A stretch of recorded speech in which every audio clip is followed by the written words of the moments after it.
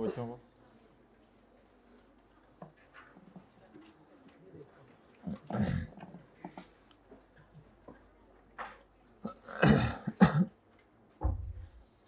Okay Qasim दूसरी class में,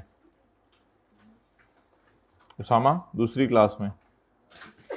अच्छा जी, पेज 242 निकालें। बुक का बुक किधर है? अजीब लोग हैं। परचेज ऑफ जी, लास्ट रो में कोई बात थी, क्या थी पूछ लें ज़रा। हो गया इशू रिजॉल्व, ठीक है, ओके चलें आ जाए। अच्छा भाई, अब सवाल ये है कि कल हमने बात की थी कि अगर कोई इमूवेबल प्रॉपर्टी ऐसी है जिसकी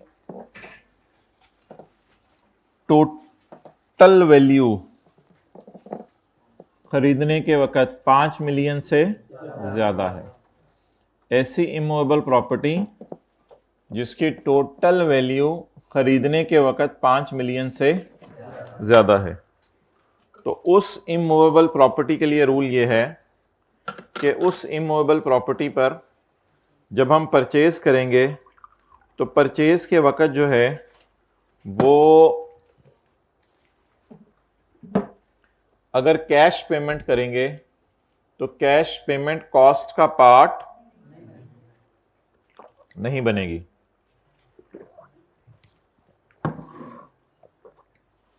बस ये बात थी सिंपल सी।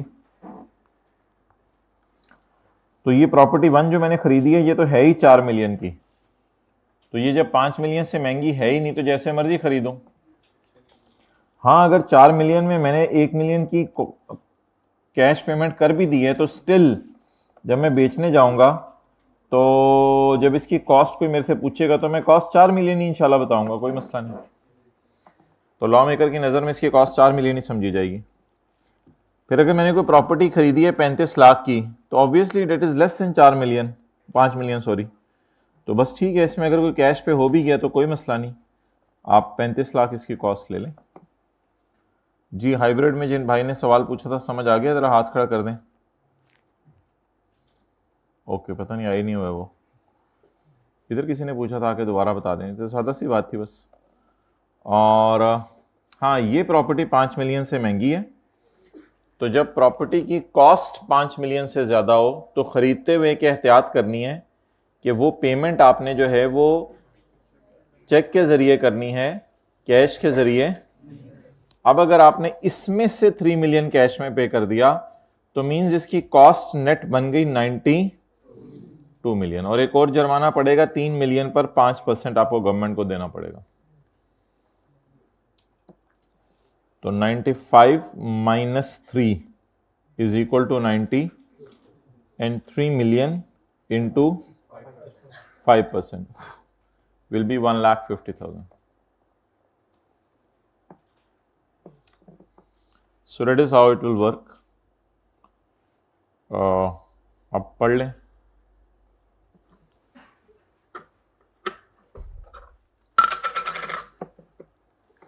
अगर एक इमूवेबल प्रॉपर्टी जिसकी फेयर मार्केट वैल्यू से मुराद है FBR वैल्यू, यानी फेडरल बोर्ड ऑफ रेवेन्यू ने इसकी वैल्यू बताई हुई है।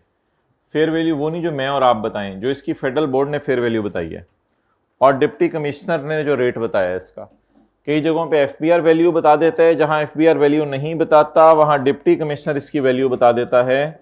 विच एवर इज एप्लीकेबल का मतलब है यानी अगर उस इलाके में FBR ने प्राइस बताई हुई है तो FBR का बताया हुआ हाइब्रिड में लेट आने पे मुबारक हो भाई आपको, जल्दी तशरीफ लें नीले कपड़ों वाले भाई। ऐसे करके शुक्रिया क्यों कर रहे हैं? आपको तो शर्मिंदा होना चाहिए। अच्छा, तो अगर FBR ने वैल्यू बता दी है, वेल एंड गुड। FBR ने वैल्यू नहीं बताई, इलाके का डिप्टी कमिश्नर वैल्यू बता दे, वो भी चलेगा काम। If immovable property having fair value greater than is purchased in then it will have the following implications. इस पे ये सजा मिलेगी आपको। Such amount shall not be assumed as cost for computation of gain on. तो जब gain loss disposal के वक्त निकाल रहे होंगे तो इस टुकड़े को कॉस्ट का हिस्सा नहीं समझा जाएगा। जितना टुकड़ा किस में पे कर दिया? कैश में पे कर दिया। नेक्स्ट, अगली सजा ये मिलेगी, सच पर्सन शेल पे आ पेनल्टी। ऐसा बंदा क्या पे करेगा? पेनल्टी पे करेगा। तो ऐसा बंदा पेनल्टी पे करेगा।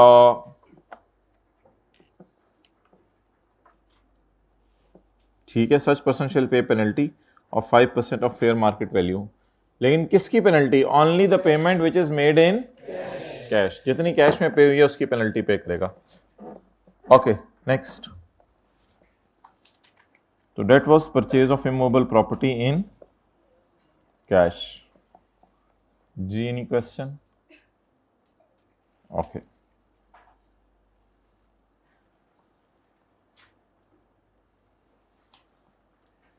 ये एग्जांपल्स छोड़ें, ये एम्प्लॉय शेयर स्कीम की हैं, ये सैलरी के बाद समझ आएंगी अगले 2 सफ़ों पे।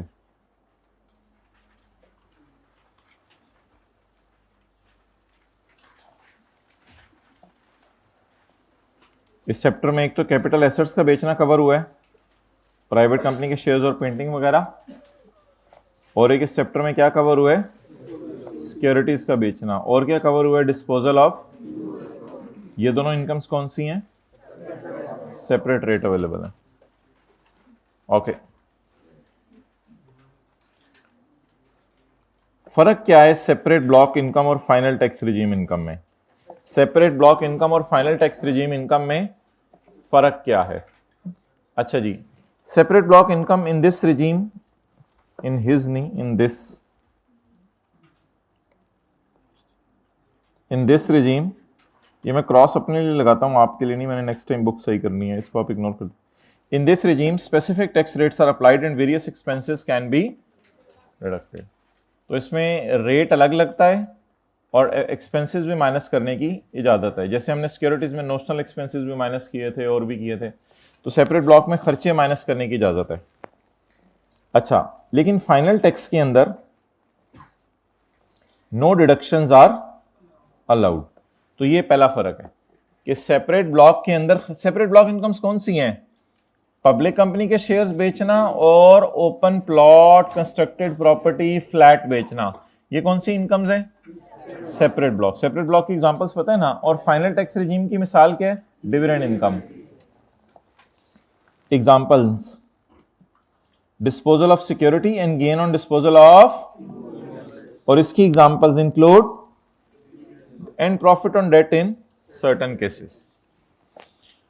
एक्सपेंस डिडक्टेबिलिटी है, tax payer are allowed to deduct the relevant expenses. लेकिन फाइनल टैक्स रिजीम जो चैप्टर 4 में अंदर पढ़ी, चैप्टर 4 के अंदर पढ़ी थी डिविडेंड, उसमें क्या पढ़ा था?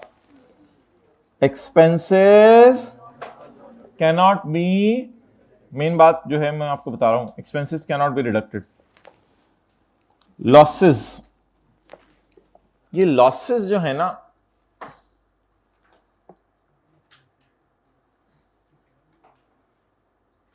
जरा देख लें सिक्योरिटीज में क्या रूल है और लॉसेस का मतलब क्या है। देखें पेज 238 के ऊपर अगर आप आए तो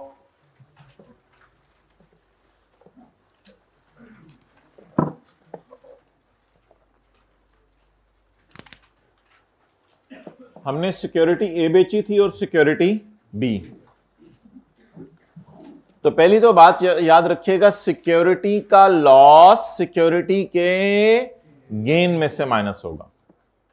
आपको पता है सिक्योरिटीज अलग चीज हैं और प्राइवेट कंपनी के शेयर्स अलग चीज हैं। सिक्योरिटीज में आपको पता है पब्लिक कंपनी के शेयर्स आते हैं और वाउचर्स ऑफ पाकिस्तान टेलीकम्युनिकेशन और इस किस्म की चीजें आती हैं। तो मेरा सवाल आपसे यह है कि सिक्योरिटी पर लॉस आया 12,000 और एक और सिक्योरिटी पे गेन आया 10,000। तो मैंने आपको क्लास में पढ़ाया था कि ये 12,000 का लॉस इसी 10,000 में से माइनस होगा। जो 2,000 माइनस नहीं हो सका, ये 2023 में माइनस नहीं हो सका तो कोई मसला नहीं, ये लॉस 2024 में माइनस कर लीजिएगा। ना माइनस हो सका 25 में, ना माइनस हो सका 26 में, ना माइनस हो सका बस। अब इस बात को पढ़ने की कोशिश करें। Loss on security in current year shall only be set off only against gain from any other loss on security shall only be minus against gain from loss security का किसी और गेन में से माइनस हो सकता है।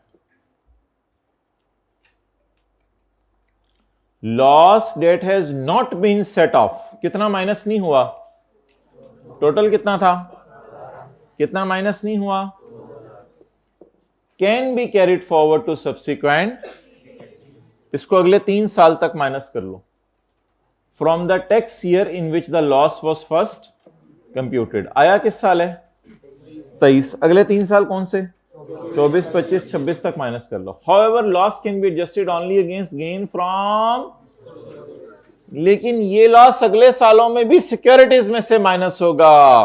तो securities का गेन किसमें से माइनस होगा, सिक्योरिटीज का लॉस किसमें से माइनस होगा, सिर्फ सिक्योरिटीज के गेन में से। ये सिक्योरिटीज आ रही है ना, कितने है ये, debt securities, vouchers of PTC, ये सारा सिक्योरिटी है। तो सिक्योरिटी में लॉस आया तो सिक्योरिटी, बोले ना, सिक्योरिटी में लॉस आया तो सिक्योरिटी के गेन में से माइनस होगा।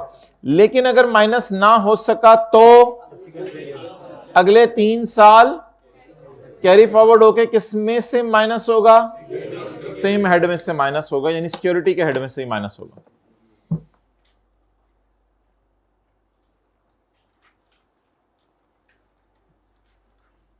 अच्छा, वैसे प्लॉट वगैरह का लॉस भी आगे कैरी फॉरवर्ड होके अगले सालों में माइनस हो सकता है? नहीं, उसमें कुछ नहीं ऐसा लिखा हुआ था। प्लॉट वगैरह में कोई लिखा हुआ था अगर लॉस आ जाए और इस साल माइनस ना हो तो अगले सालों में माइनस कर लो? प्लॉट वगैरह में तो कुछ ऐसा नहीं लिखा हुआ था। याद है आपको? कुछ समझ आ रही है बात, क्या बात कर रहा हूं मैं?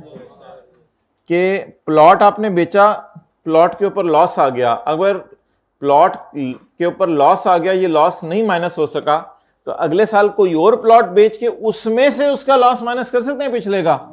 यहां कोई ऐसा जिक्र नहीं है कि इसको कैरी फॉरवर्ड करें। लेकिन सिक्योरिटीज में वाजे लिखा हुआ है, क्या लिखा हुआ है, अगर सिक्योरिटी का लॉस इस साल माइनस नहीं हो सका तो कब माइनस कर लें, अगले 3 साल। हाँ जी,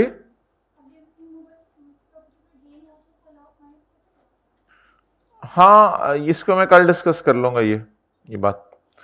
अच्छा जी,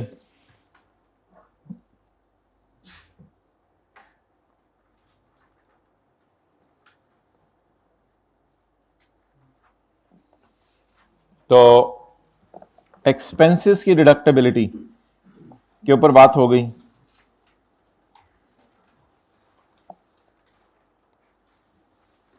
losses can arise and are generally considered under, इस रेजिम में लॉसेस कंसिडर किए जाते हैं, इग्नोर नहीं किए जाते, are generally considered. For instance, if you incur a loss from a sale of, this loss can be कितने साल, फॉर 3 years। अभी कहां पढ़ के आए हैं, सेक्शन 37A के 5 में। कहां पढ़ के आए हैं, सेक्शन 37A के 5 में। ये आप लिख लेना, लिख के नहीं, इस तरह बैठ के पूरी क्लास लेनी है।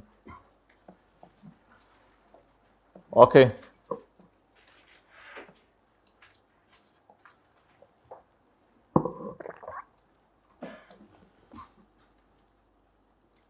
और इधर आए loss are not considered under.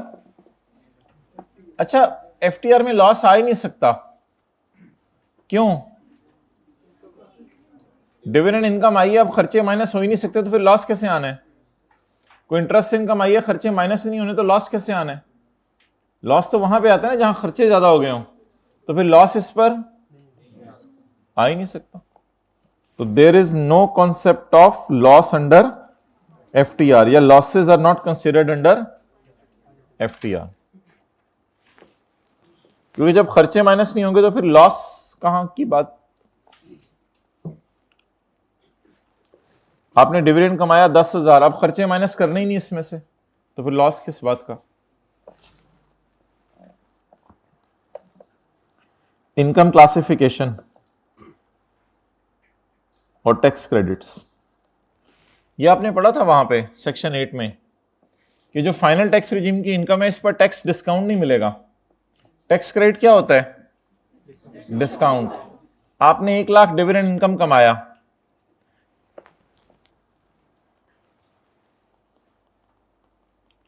देखें आपकी डिविडेंड इनकम है 1 लाख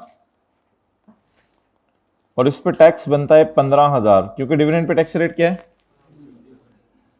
टैक्स क्रेडिट का क्या मतलब है कि 15,000 की बजाय मैं 13-14,000 दे के आ जाऊं? कोई ऐसी छूट अवेलेबल है मुझे? नहीं। Tax credit are also not allowed under this regime. Tax credit का क्या मतलब है? अब मैं 15,000 दूंगा या कोई 13-14,000 भी दे के आ सकता हूं।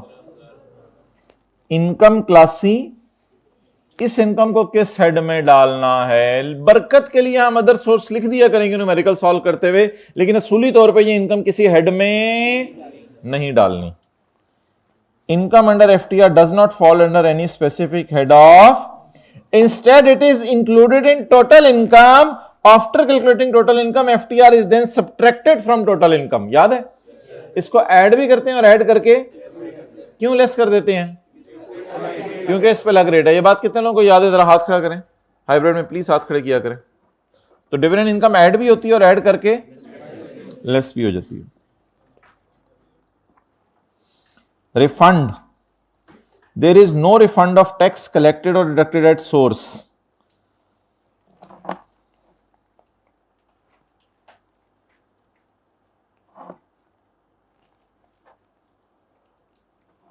बस इतना सा पढ़ें, बाकी काट दें। आप लोग भी काट दें।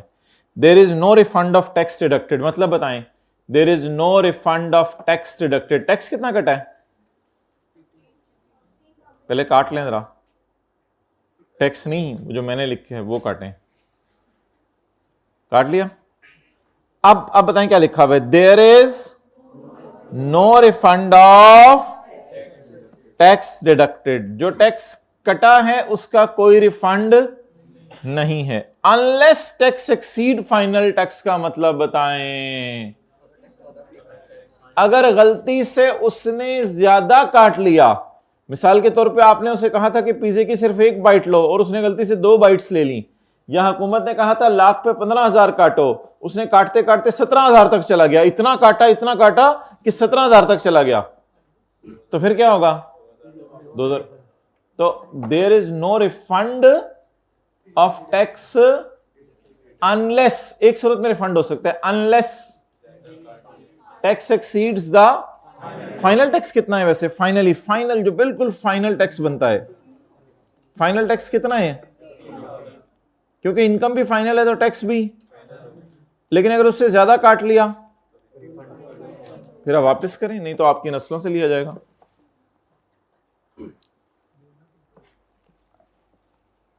यहां पे ना सेक्शन 120 लिख लें और इस पे पेंडिंग लिख दें।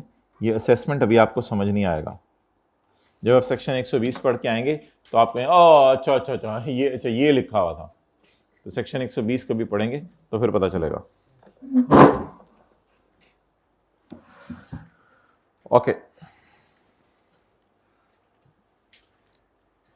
10 से 12 मिनट बाद इंशाल्लाह जो है ना हम कंबाइंड तौर पर ना अफसोस करेंगे, आंसू बहाएंगे, क्योंकि फिर हमने सैलरी का चैप्टर शुरू करना है। तो सोचा था ये वाला चैप्टर साथ साथ याद करेंगे, लेकिन ये अपॉर्चुनिटी भी हमारे हाथों से निकल गई, सिवाय इक्का दुक्का लोगों के। अगर कोई कह रहा है कि ये अपॉर्चुनिटी मेरे हाथों से नहीं निकली तो वो हाथ खड़ा कर दे। वो वेल डन। 1 2 3 4 5 6 7 8 9 10 11 12 13 सैंपल बेस पे आप खड़े हो जाओ जरा। चलो आप बैठ जाओ। हाइब्रिड में हाथ खड़े कर दें। ये अपॉर्चुनिटी हाथों से नहीं निकली, साथ साथ याद किए। हाइब्रिड में हाथ खड़े कर दें। सेकंड रो बॉयज जी, वेल डन। और दूसरी क्लास में हाइब्रिड में हाथ खड़े कर दें। लास्ट रो में बस 1 स्टूडेंट, पूरे क्लास में सिर्फ 2 स्टूडेंट्स बस। इनसे क्लास के बाद सुनना है सबसे। अच्छा जी, मुझे जिन्होंने हाथ खड़े किए मुझे यकीन है उन पे, लेकिन थोड़ा सा शक भी है। अच्छा,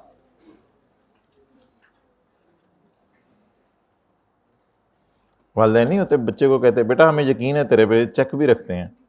दोनों बातें साथ साथ चलानी होती है ना, उम्र ऐसी है। ओके, तो be positive, don't be negative.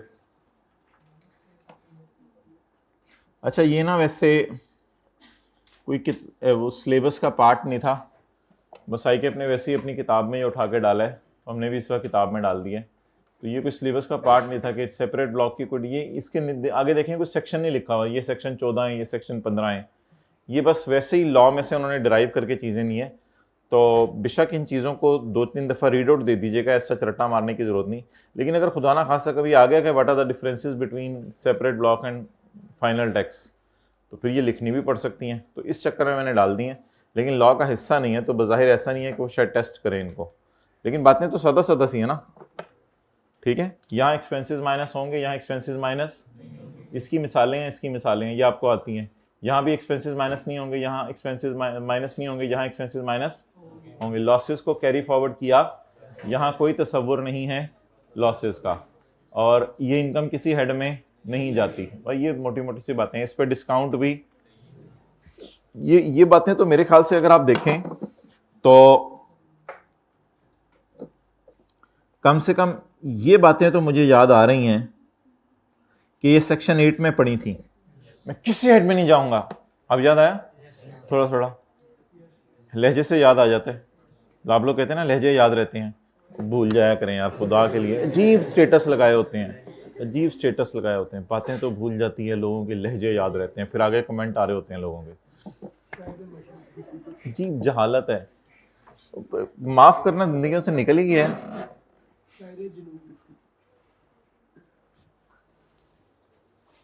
जी, और जाते हुए भी लोगों अल्लाह ही तुमसे पूछेगा, और फिर 10 दिनों बाद भी मिलो, मैंने तो अल्लाह पे छोड़ दिया हुआ यार, क्या हो गया यार, क्योंकि जिंदगी में माफ करना भी चीज है।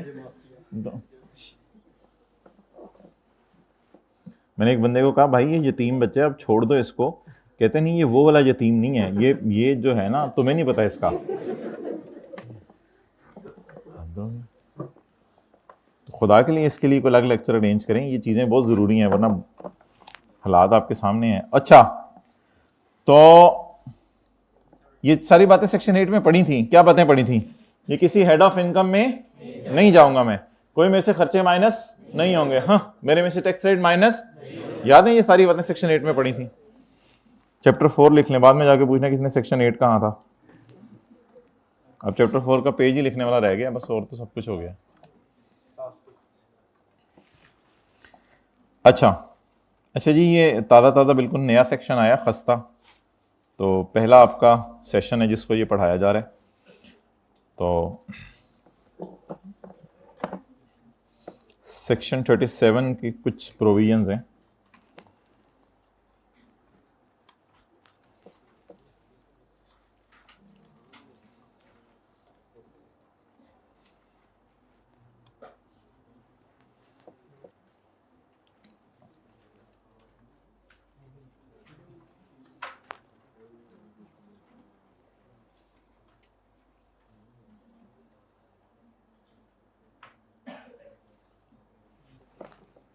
खुदा के लिए नई बुक्स ले लें जिन्होंने पुरानी बुक्स अभी तक रखी हुई हैं।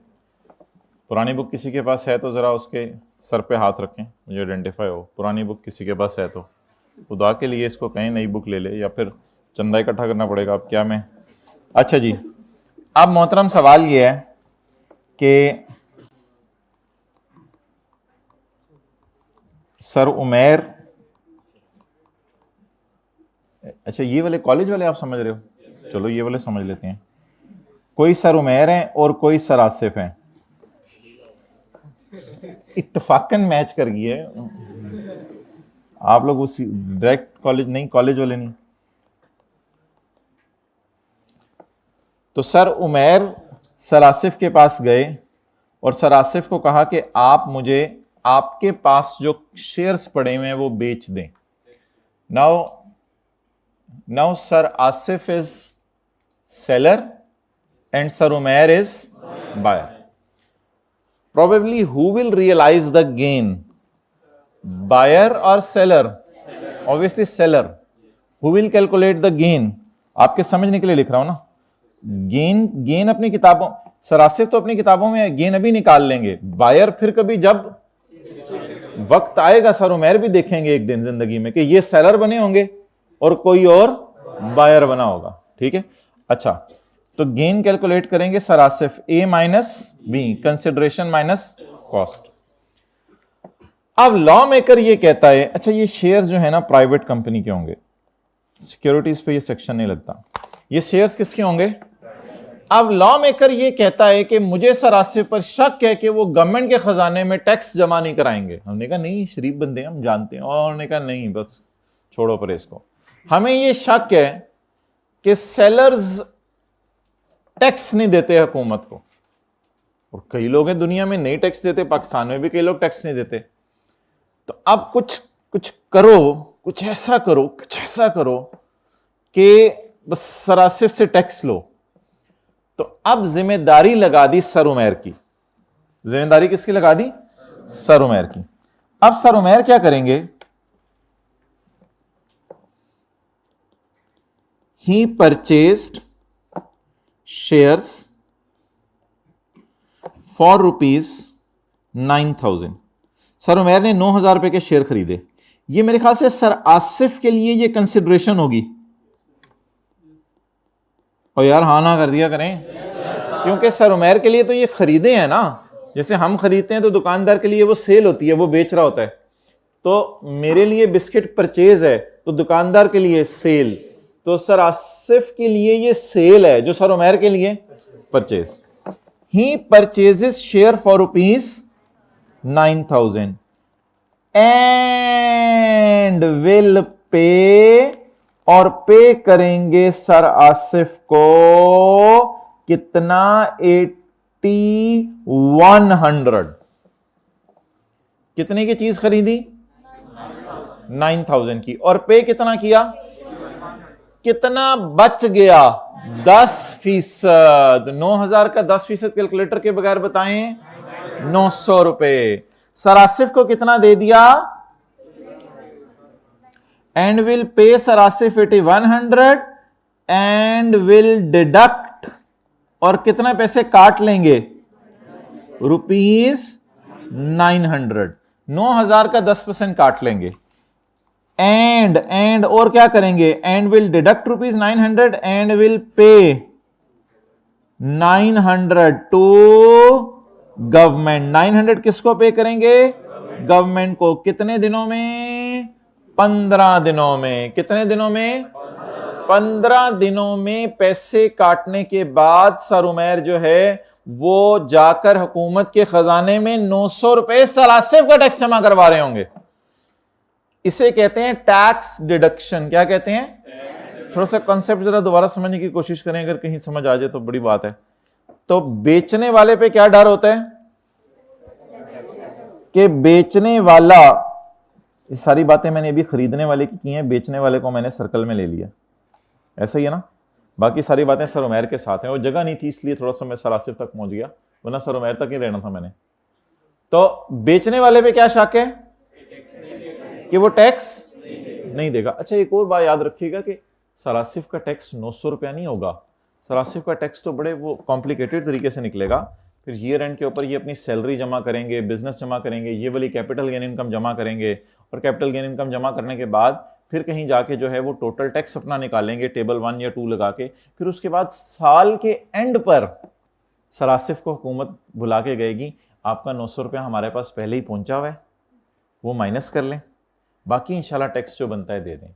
तो ये 900 इस A माइनस B का टैक्स नहीं है, ये बस एक अंदाजन फिगर है जो हुकूमत ने कहा चलो यार इतना तो ले लो ना इनसे, बाद में देखी जाएगी साल के एंड पे ये कितना हमें आके देते हैं। तो ऑब्वियसली सर आसिफ का टैक्स 9,000 पे 900 नहीं बनता, बल्कि सर आसिफ का तो ये 9,000 पे कंसिडरेशन है। इस 9,000 में से ये कॉस्ट माइनस करेंगे, फिर गेन निकलेगा। फिर गेन निकलने के बाद जो है वो टेबल में जाएगा, वहां सैलरी बिजनेस वगैरह ऐड होंगी, फिर जाके सर आसिफ का टैक्स निकलेगा। तो क्या सर आसिफ का टैक्स 9,000 पे 900 है, या बस थोड़े बहुते पैसे ले रहे हैं हम उनसे? ये 9,000 पे कोई टैक्स नहीं है इनका प्रॉपर, वो तो प्रॉपर टैक्स पता नहीं इनका कितना होगा, साल के एंड में पता चलेगा, वो तो मुझे नहीं पता। तो वो तो इन्हीं को पता होगा। हम बस अंदाजन क्या कर रहे हैं, इनसे पैसे ले रहे हैं। किस चक्कर में पैसे ले रहे हैं? हमें शक है। क्या शक है? कि ये टैक्स नहीं देंगे तो चलो भागते चोर की लंगोटी ही सही, तो कुछ ना कुछ टैक्स तो मिल जाए ना, 900 रुपए टैक्स तो मिल जाए ना, इस चक्कर के अंदर है हम। तो ये इस सेक्शन की थीम है, बड़ा अजीब सी हेडिंग है सेक्शन की, deduction of with holding tax on sale of, ये बंदा सेल कर रहा है शेयर्स और ये बंदा टैक्स काट रहा है। अब कॉन्सेप्ट जरा दोबारा देख लें, तसल्ली से समझ आ गया या नहीं आ गया। एक बंदा बायर है और दूसरा बंदा सेलर। प्राइवेट कंपनी के शेयर्स अगर बेचे तो बायर के ऊपर एक जिम्मेदारी है, और ये जिम्मेदारी दुकानदारों के ऊपर भी जब आप चीजें लेने जाए लग सकती है। मिसाल दे रहा हूं ऐसे ही, आप घी का डब्बा लेने जाएं 100 रुपए का, हुकूमत के 100 रुपए ना दो दुकानदार को, आप कहें यार हद होगी, बिल में 100 रुपया लिखा हुआ है। हुकूमत कहे यार ये सामने ही FBR का दफ्तर है, बाहर निकल के 10 रुपए इनको दे दो और 90 रुपए दुकानदार को दे दो। ये एक इस तरह की मिसाल बनाने की कोशिश की है। या आप अपनी फीस लेके 25,000 रुपया काउंटर पे खड़े हैं, बाहर से FBR वाले जो है वो गाड़ी लेके आ गए हैं और स्पीकर पे ऐलान कर रहे हैं बच्चों 25,000 फीस जमा ना कराओ, बच्चों 25,000 फीस जमा ना कराओ, बच्चों 25। अब कॉलेज वाले भी कुछ नहीं कर सकते, 2-2 हज़ार रुपया आके हमारी गाड़ी में जमा करवाओ और कॉलेज वालों को 23,000 दे दो। तो समझ आ रही है कॉन्सेप्ट? तो ये कॉन्सेप्ट है कि किस पर शक होता है, सेलर पर, कि वो गवर्नमेंट को टैक्स जमा, तो बायर के कंधों पे क्या जिम्मेदारी डाली जाए कि उसका टैक्स काट ले। देखें वो तो सेलर तो फंसा हुआ है, कॉलेज तो फंसा हुआ है, उसने तो पैसे आपसे लेने हैं, लेकिन आप FBR को कहने के ऊपर पूरे पैसे देके नहीं, कि कॉलेज वाले भी आपको पकड़ नहीं सकते। तो सिमिलरली सर उमैर को चाहिए था 9,000 रुपए देते, लेकिन सर उमैर ने क्यों 9,000 की जगह 8100 दिया है? FBR ने कहा हुआ है इनको। तो अच्छा सर उमैर ये पैसे जमा करके अपने पास रख लें, फिर सर उमैर पे इतनी को लोड नहीं है कि आज शाम को जाके FBR के खजाने में जमा करवाएं, ये FBR की गाड़ी बाहर खड़ी होगी। सर उमैर 2-4 5 दिन 10 दिन 15 दिन में जब भी टाइम मिले FBR जाके कहें यार ये पैसे लिए थे मैंने, तो बैंक में नॉर्मली होता है जमा करा देने होते हैं। He purchase share for rupees and will pay sir Asif ₹80 and will deduct, ये सही नजर नहीं आ रहा, सही लिखा नहीं हुआ, समझ नहीं, वरना इसको सही कर देता हूं। एंड विल ₹9,000 का 10% कितना बनता है? ये 10% कहीं लिखा हुआ है, ये लिखा हुआ है। तो and will pay 900 to government in, ये 900 रुपए आप कौन किसको जमा करवा दे? चलें अब सर उमैर के नीचे ये लिख लें, सर आसिफ के नीचे जगह छोड़ दें, वहां भी मैंने कुछ लिखवाना है थोड़ी देर बाद। जी बायर को क्या लॉस है? बायर को तो 9,000 की चीज मिलनी थी, उसे 9,000 की मिली है, बायर को कैसे लॉस है भाई? बायर ने तो 9,000 की चीज खरीदनी थी ना, तो 8100 उसने उसको दे दिया और 900 रुपए उसने हुकूमत को दे दी। हाँ ये प्राइवेट कंपनी के लिए।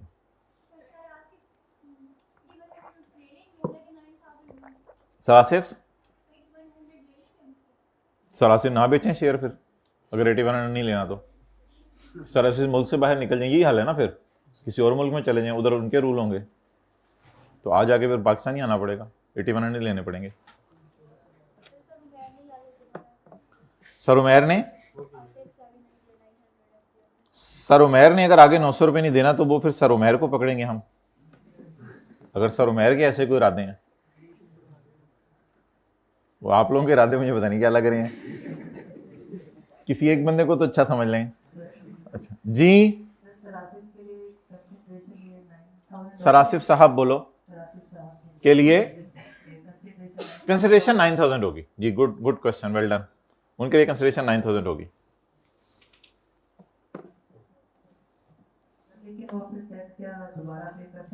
नहीं वो तो मैंने आपको बता दिया। सर आसिफ फिर कैसे टैक्स पे करेंगे वो मैं बहस अभी नहीं कर रहा। वो ये होगा कि सर आसिफ अपनी कैपिटल गेन बिजनेस सैलरी जमा करेंगे, टेबल में जाएंगे, जितना टैक्स बनता होगा उसमें साल के एंड पे हुकूमत 900 रुपये सर आसिफ को छोड़ देगी, क्योंकि 900 ऑलरेडी हुकूमत के पास पहुंच चुका है सर आसिफ का। ओके डियर जी।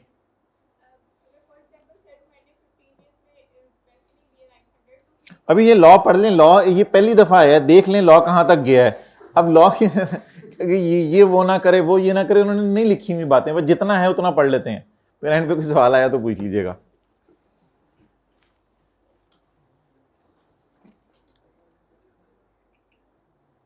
अच्छा जी सर आसिफ की कंसिडरेशन होगी 9,000, क्योंकि सर आसिफ ने बेचा तो 9,000 का ही है ना। हाँ आया कितना है सर आसिफ के पास? 8100।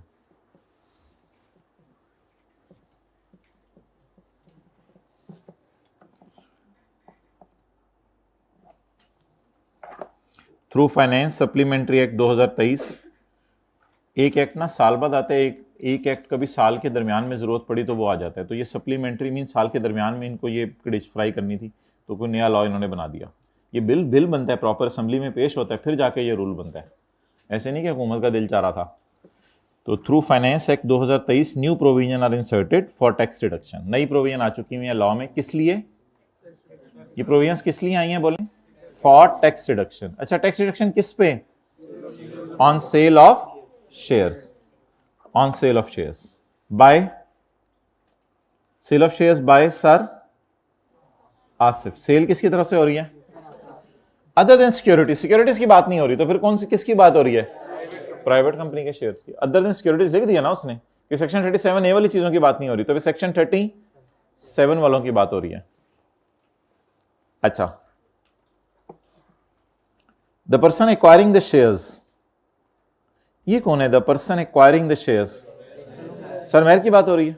अच्छा, the person acquiring the shares other than listed share. Listed share की बात नहीं हो रही जो एनसीसीपीएल से रूट हो रहे हैं, वो तो पब्लिक कंपनी वाले शेयर हैं, उनकी बात नहीं हो रही। कहते हैं बार बार मैं प्राइवेट कंपनी की बात कर रहा हूं, पब्लिक की बात नहीं कर रहा।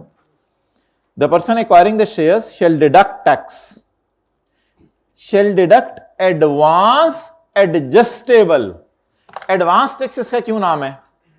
क्योंकि अभी साल ही नहीं खत्म हुआ, उससे पहले सर राशि का टैक्स काट रहे हैं हम। और दूसरा सवाल, एडवांस में ले रहे हैं ना उनसे। और दूसरा सवाल, एडजस्टेबल क्यों है? अभी मैंने बड़ी तफसील से बताया 2 दफा। जब साल का एंड आएगा तो सर आसिफ हुकूमत पाकिस्तान को कहेंगे कि इतना टैक्स मेरा बन रहे टेबल 1 के मुताबिक, 900 ऑलरेडी आपके पास, तो ये मुझे उसमें से क्या करने दो? डिडक्ट करने दो। तो sir Umair, the person acquiring the shares के ऊपर सर उमैर अगर नहीं लिखना तो नहीं लिखना, लिख लें तो लिख लें, जो आपको आसान है। और घर जाके पता होना चाहिए कि बात किसकी हो रही है, सर उमैर की या सर आसिफ की, वरना याद नहीं हो सकेगा आपको, वरना भी रट्टा मारेंगे, वो गलत बात है। भाई याद करें समझ के, सर रट्टे मारने, सर रट्टे मार, समझ के याद करें। The person acquiring the share sir Umair shall क्या करेंगे? काटेंगे advance tax at the rate of, किस पे? किस पे? On fair market value of shares at earlier of. Sir Umair tax कब काटें? Eight earlier of. 2 चीजों में से अर्लियर। जब ये शेयर सर उमैर खरीदते हैं ना, तो इन्होंने SCCPA में जाके ना अपने नाम लगवाने होते हैं। वो आजकल प्रॉपर सिस्टम बने हुए हैं, एक सिस्टम से कुछ जाना नहीं पड़ता, आपके नाम लग जाते हैं शेयर्स। तो फर्ज करें SCCP में शेयर्स आपके नाम लगे 12 तारीख को, लेकिन सर आसिफ ने कहा हुआ था सर उमैर को यार पैसे थोड़े दिनों बाद भी दे देना, कोई मसला नहीं, तो अपने नाम लगवा लो। क्योंकि एतमाद था दोनों का आपस में, कई अरसे से इकट्ठे रह रहे हैं, तो उन्होंने कहा यार कोई मसला नहीं, पैसों की टेंशन नहीं है, तुम जाओ शेयर अपने नाम लगवाओ। तो शेयर सर उमैर ने अपने नाम लगवा लिए 12 तारीख को, और 14 तारीख को जाके शेयर अपने नाम लगवा लिए 12 तारीख को, 14 तारीख को जाके सर आसिफ को पैसे दे दिए। अब सवाल ये है कि किस दिन, सवाल ये है कि किस दिन टैक्स कटेगा? जिस वक्त पेमेंट करें या जिस वक्त रजिस्टर हो SCCP में? असूली तौर पर पेमेंट के वक्त टैक्स कटना चाहिए, क्योंकि जब पकड़ा रहे हो 9,000, तो 9,000 पकड़ाते पकड़ाते 1 मिनट सर, 900 रुपये अपनी जेब में डाल लें और बाकी 80। लेकिन लॉ मेकर ने यहां जुल्म किया, उसने कहा मैंने नहीं पेमेंट का वेट करना, अगर तुमने पेमेंट लेट की तो ये तुम्हारा सर आसिफ का मामला है। क्योंकि आगे सर उमैर के पास फिर 15 दिन है, वो 15 दिन हमने काउंट करने हैं जिस दिन हुकूमत के खजाने में जमा कराना है। तो अब सर आसिफ ने, इनको इधर मुतवज्जे कर दें, क्लास हो रही है। अब सर आसिफ ने पेमेंट मांगी है 14 को, लेकिन सर उमैर के नाम ट्रांसफर हो गया 12 को, तो किस दिन टैक्स कटेगा? अब टैक्स कटेगा तो प्रैक्टिकली नहीं, बस सर उमैर 900 रुपया जरा जो है ना एक साइड पे रख लेंगे, क्योंकि अभी पैसे तो दिए नहीं 9,000 रुपया, तो सर उमैर एहतियातन 900 रुपया ना कहीं साइड पे रख लेंगे। और ये 900 रुपया किस दिन से ऑनवर्ड 15 दिन के अंदर हुकूमत के खजाने में जमा करवाना है? 12 तारीख से ऑनवर्ड। अब ये नहीं होगा कि 14 तारीख से ऑनवर्ड, ये कितने दिनों के अंदर जमा करवाना है गवर्नमेंट के खजाने में? समझ आई? तो अब बता दें, अगर पेमेंट हो रही हो लेट और SCCP में रजिस्टर हो रहे हो जल्दी, तो टैक्स कब काटना है? जो भी जल्दी हो। दूसरा सिनेरियो तो आसान बनेगा, वो क्या है? पेमेंट हो गई 19 तारीख को और एससीसीपी में रजिस्टर कराने के लिए आपके पास टाइम नहीं था, तो एससीसीपी में आप गए 20 तारीख को रजिस्टर करवाने के लिए। अब पेमेंट कब हुई? अब ये तो नहीं होगा कि 19 को पेमेंट हो रही होगी तो पूरे आप उनको 9,000 दें और बाद में अगले दिन जाके 900 वापस मांगे, तो पेमेंट के वक्त ही आप टैक्स काट लें। बहरहाल दोनों में से जो अर्लियर, दोनों में से जो अर्लियर हो, ठीक है। इस विच एवर इज अर्लियर कई दफा घर में भी यूज होता है। जैसे कोई आपको भाई फोन करके कह दे अब्बू या अम्मी जो भी पहले आए ना तो तुम उनके साथ बैठ के खाना खा लेना, सादा ये इट इज अर्लियर, जो भी पहले आए उनके साथ बैठ के बस खाना खा लेना, तो जो पहले आएगा सब। इसी तरह एक तारीख है पैसे देने की सर आसिफ को, एक तारीख है एससीसीपी में जाके, अगर ये दोनों एक तारीख हैं फिर तो टेंशन ही नहीं, लेकिन अगर कोई तारीख दोनों में से, तो मैंने टैक्स कब काटना है? जो पहले आए। तो पढ़ें, 10% टैक्स कटेगा at earlier of the time of payment, payment by whom? By sir Umair to sir, और the time of registration of shares by banks वगैरह। अगर कोई प्राइवेट कंपनीज हो तो उनके शेयर तो फिर स्टेट बैंक रजिस्टर करता होगा, लेकिन आम कंपनीज के शेयर तो कौन रजिस्टर करता है? SCCP, securities and exchange commission of Pakistan इदारा है हमारा जो कंपनीज को देखता है।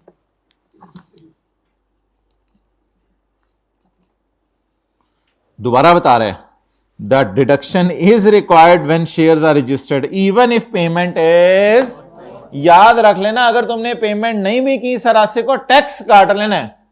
वो जो मैंने पहली वाली बात की थी शायद, अगर 12 को रजिस्टर हो गया आपके नाम और 14 को पेमेंट करनी है तो पेमेंट नहीं भी की तो टैक्स काट लेना, याद दहानी करा रहे हैं। हालांकि ऊपर भी लाइन में ये बात कवर है, अर्लियर में ये बात कवर है ना, ये वही बात दोबारा कर रहा है। The tax reduction is required where shares are, जब रजिस्टर करा लो टैक्स काट लेना, चाहे तुम पेमेंट ना भी करो। ये बात तो ऊपर भी पढ़ लिया हमने, ऐसी रेपिटेशन है, एम्फेसिस के लिए कर रहे हैं।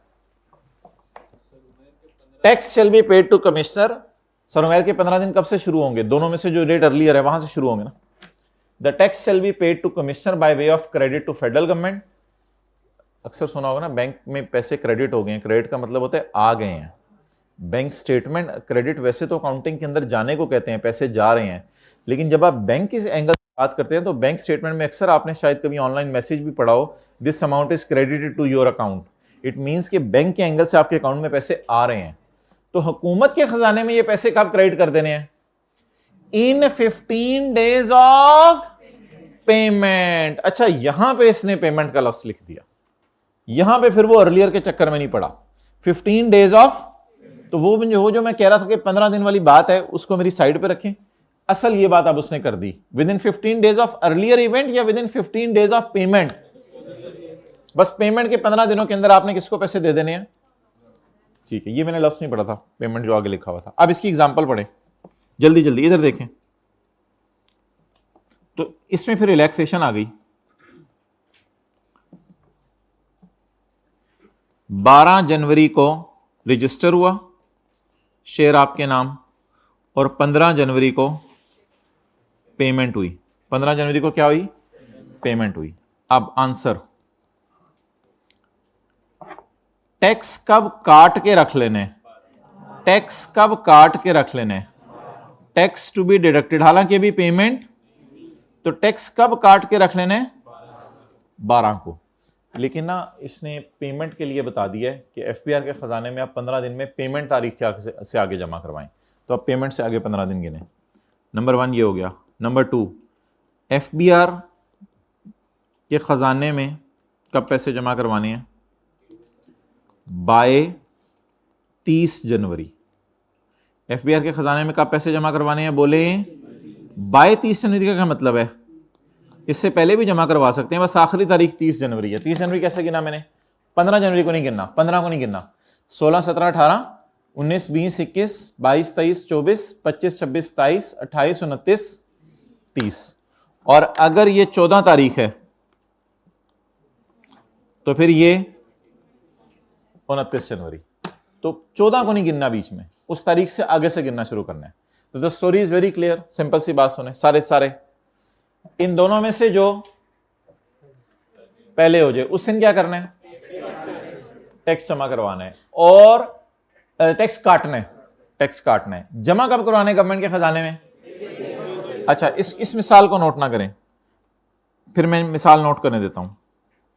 एग्जाम्पल 1, एग्जाम्पल नंबर 2,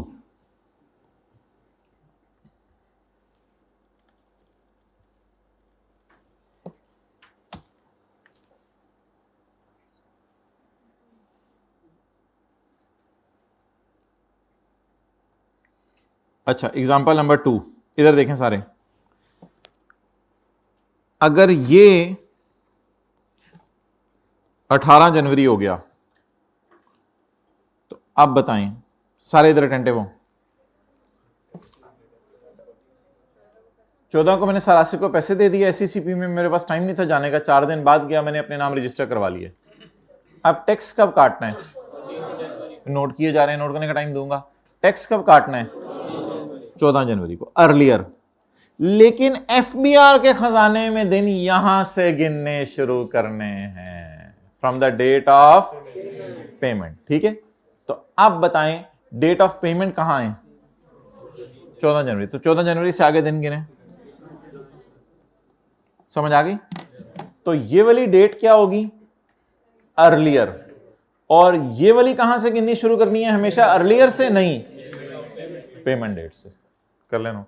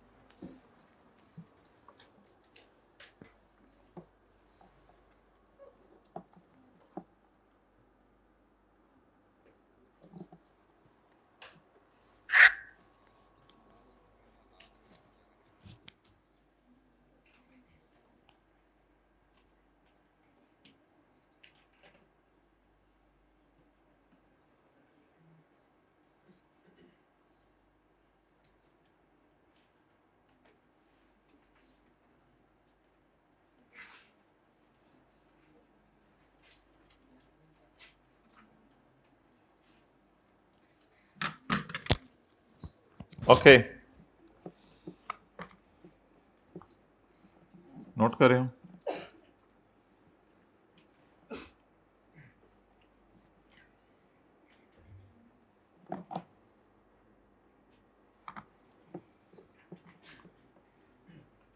दिल्ली उठ गया नेट जब से स्लो हुआ है आप लोगों का मोबाइल इस्तेमाल। नहीं, आपका सही है जी। कितने लोगों का दिल्ली उठ गया है? अल्लाह का शुक्र है। नेट और स्लो हो जाए, दिल्ली उठ जाए मोबाइल से। इतना माठा मोबाइल लिया करें कि मैसेज ही सेंड ना हो। इतना को फारक सा मोबाइल जाके लें 2-3 हज़ार रुपए का टच स्क्रीन कोई, कि दिल ही ना करे इस्तेमाल करने का। आगे चलें। Tax deduction is required, tax काटा जाएगा where shares are registered even if actual payment is tax काटा जाएगा जब शेयर रजिस्टर हो जाएंगे, चाहे पेमेंट ना भी हो।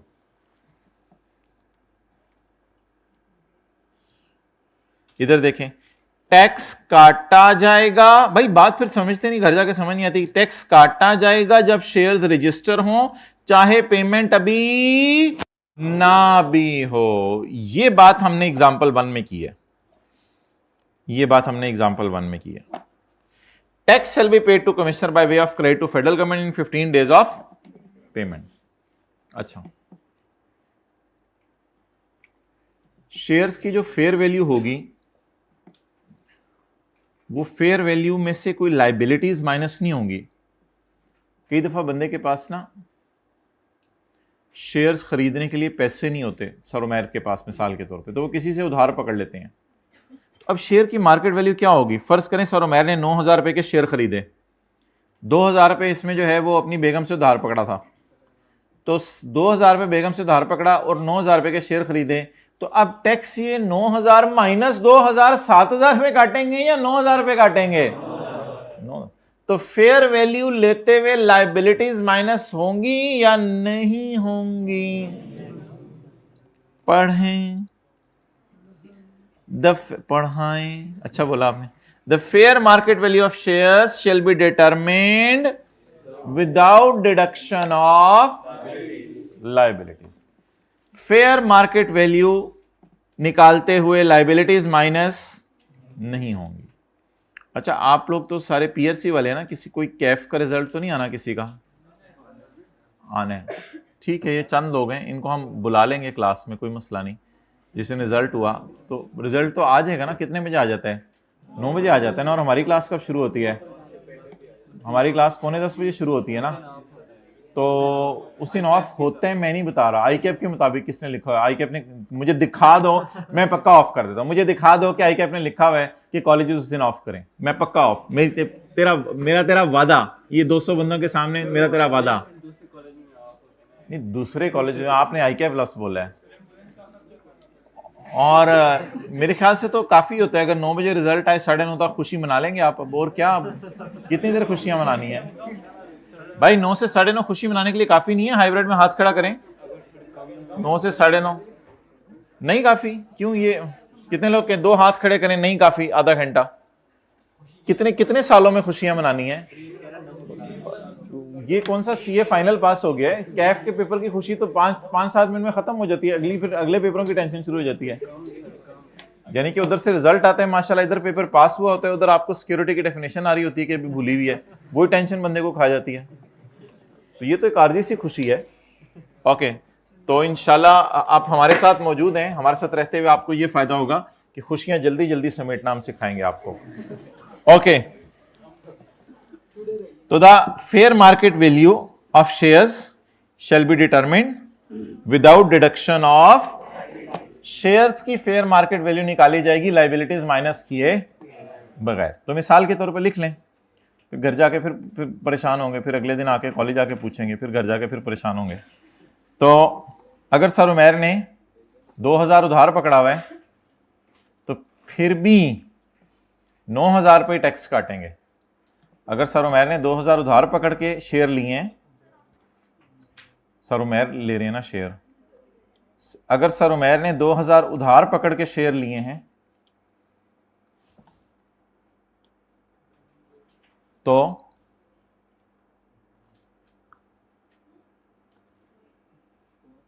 तो भी 9,000 रुपये टैक्स काटेंगे, तो भी 9,000 रुपये टैक्स काटेंगे, या 7,000 रुपये? 9,000 रुपये।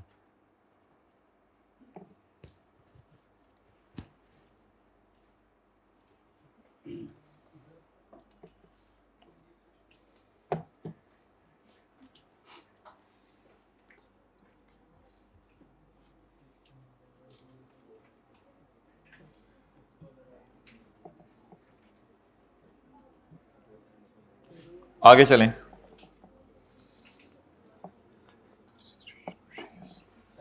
ये रिपेट्रिएबल का लफ्ज है, इसको मैं इंशाल्लाह कल एक्सप्लेन करूंगा। इसको अभी आप ब्रैकेट में ले लें या जो भी कर लें। State bank will permit the registration, मतलब बता दें। स्टेट बैंक रजिस्ट्रेशन आपके नाम लगवाने की इजाजत दे देगा।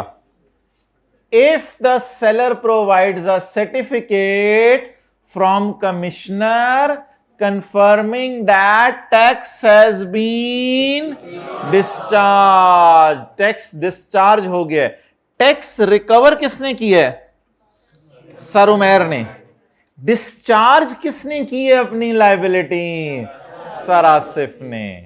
तो सर उमैर टैक्स रिकवर कर रहे हैं और ये टैक्स डिस्चार्ज कौन कर रहा है? सर आसिफ। तो एसबीपी सर उमैर के नाम कब शेयर लगाएगा? जब सर आसिफ एक सर्टिफिकेट दें।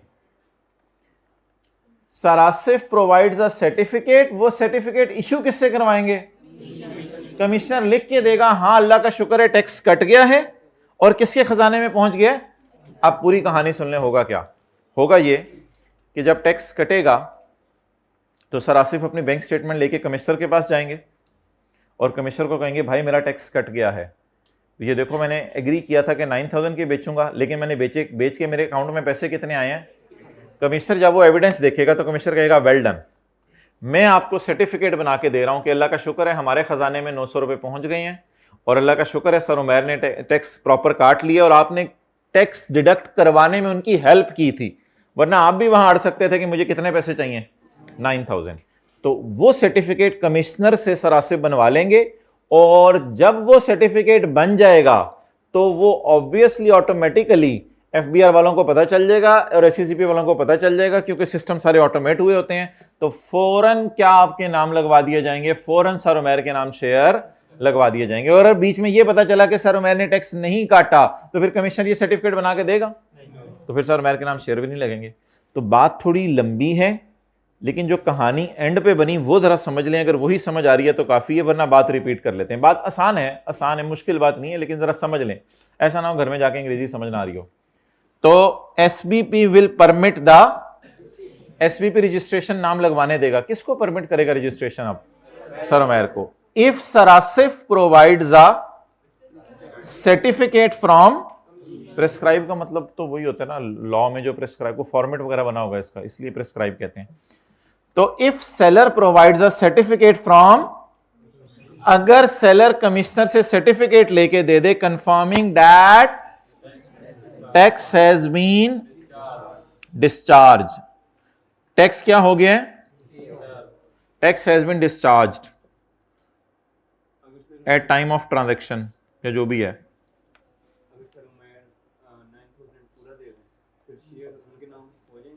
नहीं फिर नहीं, फिर सर आसिफ के नाम ही रहेंगे जब तक कि वो ना करेंगे।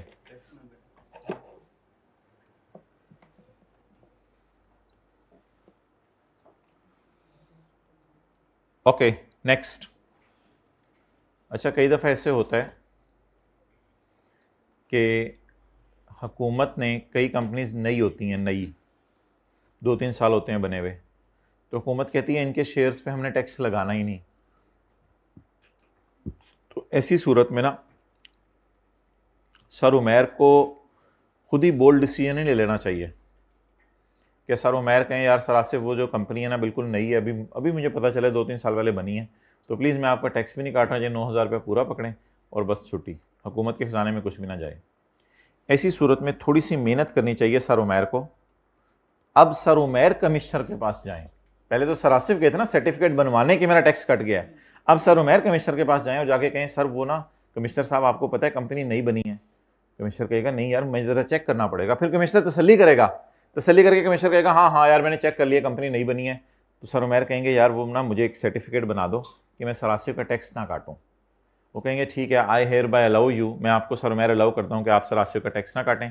अब आप ये सर्टिफिकेट आपके पास आ गया है। अब कल कलां को कमिश्नर के जूनियर्स आ जाते हैं। असल में देखें ना, प्रिंसिपल साहब ने आपको इजाज़त दे दी कि यार क्लास में लेट भी आ जाया करो, टेस्ट छोड़ भी दिया करो, मिसाल दे रहा हूँ, आप जो है वो खोता रेडी भी आप पे आ जाया करो अगर आपकी मर्जी, आपने पार्किंग करनी हो, घोड़े की पार्किंग करनी हो, ऊंट की पार्किंग करनी हो। लेकिन जब तक लोअर स्टाफ को ये पता नहीं चलेगा तो वो तो आपको तंग करता रहेगा, गार्ड नहीं कहना है भाईजान आप और घोड़ा बाहर निकले इधर से। तो फिर आप क्या करेंगे? उसको कहेंगे कि प्रिंसिपल साहब ने मुझे बताया हुआ है, वो कहेगा क्या कहाँ? फिर असूली तौर पे होना ये चाहिए कि आप प्रिंसिपल साहब से सर्टिफिकेट बनवाएं, प्लीज अलाउ मी घोड़ा, तो प्रिंसिपल साहब will tell okay along with चारा, हम आपको चारा भी प्रोवाइड करेंगे, घोड़ा कोई मसला नहीं। तो सबॉर्डिनेट्स किसके तंग करते हैं? कमिश्नर के। कमिश्नर के जो सबॉर्डिनेट्स हैं वो क्या करते हैं, वो अक्सर आके तंग करते हैं किसको? टैक्स पेयर को, सर उमैर को, कि यार आपने टैक्स नहीं काटा, आपने टैक्स नहीं काटा, आपको तो टैक्स काटना चाहिए था। तो सर उमैर अपने आप को बचाने के लिए क्या कर लें, कमिश्नर से सर्टिफिकेट जाके ले लें कि कमिश्नर मुझे सर्टिफिकेट बना दो, ताकि आपके सबॉर्डिनेट आए तो मैंने कहूं ये देख लो भाई मेरे पास सर्टिफिकेट मौजूद है, तो मैं सर आसिफ का टैक्स नहीं काट रहा। तो बात बड़ी मजे की है और इंटरेस्टिंग है, पढ़ें इसको। The person acquiring the share, sir Umair, the sir Umair, mobile थोड़ा सा छोड़ दें जरा, ब्रेक दे देंगे, टेक्स्ट और एफ टुगेदर में फिर यूज करें। The person acquiring the shares कौन है? The sir Umair may seek exemption certificate, seek की जगह ऑब्टेन कर लें, जरा आसान हो जाएगी अंग्रेजी। तो the sir Umair may obtain the exemption certificate. और रिड्यूस रेट सर्टिफिकेट कौन सा होगा, खुद ही एक लगा के बताएं, जिसपे गवर्नमेंट ने कहा होगा कि 10% टैक्स ना काटो, 7-8 काट लो, 2% काट लो, वो भी होगा कोई certificate. The sir Umair may obtain exemption certificate और reduced rate certificate from the, लेकिन ये बात आपको भूल जानी है, इसलिए इसके आगे जगह भी खाली है, यहां उर्दू में लिख लें ये बात। कुछ कंपनीज के शेयर्स पे गवर्नमेंट ने टैक्स माफ किया होता है, कुछ कंपनीज के शेयर पे गवर्नमेंट ने टैक्स माफ किया होता है, लिख लेना, बातें ना करें। कुछ कंपनीज के शेयर्स पर गवर्नमेंट ने टैक्स माफ किया होता है,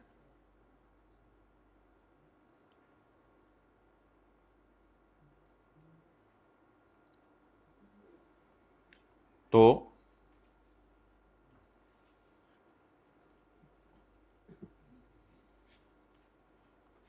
सर उमैर कमिश्नर से सर्टिफिकेट ले लें कि मैं टैक्स नहीं काटूंगा। तो सर उमैर कमिश्नर से सर्टिफिकेट ले लें, मैं टैक्स नहीं काटूंगा।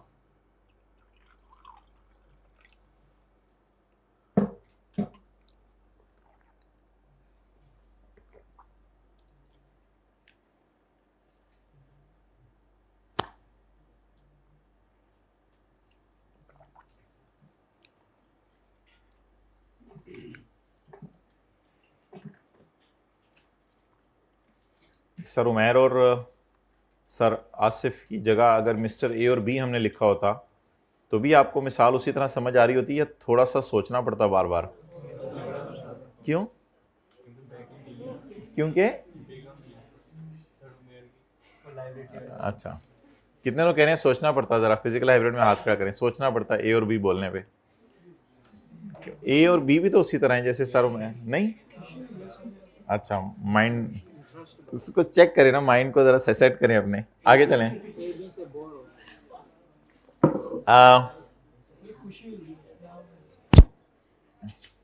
और अगर सर उमैर और सर आसिफ ना होते, कामरान और अजमल लिखते तो भी सोचना पड़ता, थोड़ा सा सोचना पड़ता। अच्छा जी, point number 7, in 30 days of disposal of shares, in 30 days of disposal कौन कर रहा है? सर आसिफ। इन 30 days, बड़ा मजे का सेक्शन है, कभी कभी सर उमैर की तरफ ले आते हैं, कभी सर आसिफ की तरफ ले आते हैं, हमें तो लिफ्ट ही नहीं करा रहा। In 30 days of disposal of shares, person will, person से मुराद यहां सेलर है sir Asif.